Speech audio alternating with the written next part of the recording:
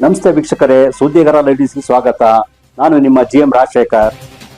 ಮಲೆನಾಡಿನ ಹಸಿರು ಸಿರಿಯಂತಿದ್ದ ಕುದುರೆಮುಖ ರಾಷ್ಟ್ರೀಯ ಉದ್ಯಾನವನದ ವ್ಯಾಪ್ತಿಯಲ್ಲಿ ಈಗ ಬೆಂಕಿಯ ಜ್ವಾಲೆಗಳು ಆವರಿಸಿದ್ದು ಪ್ರಕೃತಿಯ ಒಡಲು ಸುಟ್ಟು ಕರಕಲಾಗುತ್ತಿದೆ.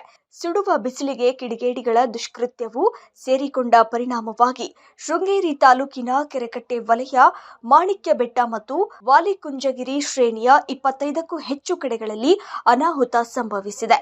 ಈ ಭೀಕರ ಕಾಡ್ಗಿಚ್ಚಿಗೆ ನೂರಾರು ಎಕರೆ ಅರಣ್ಯ ಪ್ರದೇಶ ಬಲಿಯಾಗಿದ್ದು, ಅಪರೂಪದ ಸಸ್ಯ ಸಂಪತ್ತು ಹಾಗೂ ನೆಲದಲ್ಲಿ ಗೂಡು ಕಟ್ಟುವ ಅಸಹಾಯಕ ಪಕ್ಷಿ ಸಂಕುಲನಗಳು ಬೆಂಕಿಗಾಹುತಿಯಾಗಿರುವುದು ಪರಿಸರ ಪ್ರೇಮಿಗಳ ಕಳವಳಕ್ಕೆ ಕಾರಣವಾಗಿದೆ.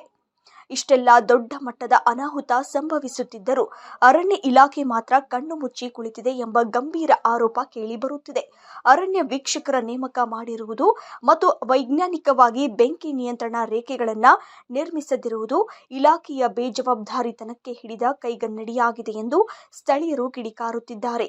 ಕಳೆದ ಒಂದು ವಾರದಿಂದ ಬೆಲೆಬಾಳುವ ಕಾಡು ಹೊತ್ತಿ ಉರಿಯುತ್ತಿದ್ದರು. ಕಾರ್ಕಳ DFO ಸೇರಿದಂತೆ ಯಾವೊಬ್ಬ ಹಿರಿಯ ಅಧಿಕಾರಿಯೂ ಸ್ಥಳಕ್ಕೆ ಭೇಟಿ ನೀಡಿ ಪರಿಶೀಲನೆ ನಡೆಸಿಲ್ಲ ಎಂಬುದು ಆಕ್ರೋಶಕ್ಕೆ ಕಾರಣವಾಗಿದೆ. 4 ಜಿಲ್ಲೆಗಳ ಗಡಿ ಹಂಚಿಕೊಂಡಿರುವ ಈ ಸೂಕ್ಷ್ಮ ಪರಿಸರ ವಲಯವನ್ನ ರಕ್ಷಿಸಲು ಅರಣ್ಯ ಸಚಿವರು ತಕ್ಷಣ ಮಧ್ಯಪ್ರವೇಶಿಸಿ ಕಠಿಣ ಕ್ರಮ ಕೈಗೊಳ್ಳಬೇಕಿದೆ ಎಂಬ ಆಗ್ರಹ ತೀವ್ರಗೊಂಡಿದೆ.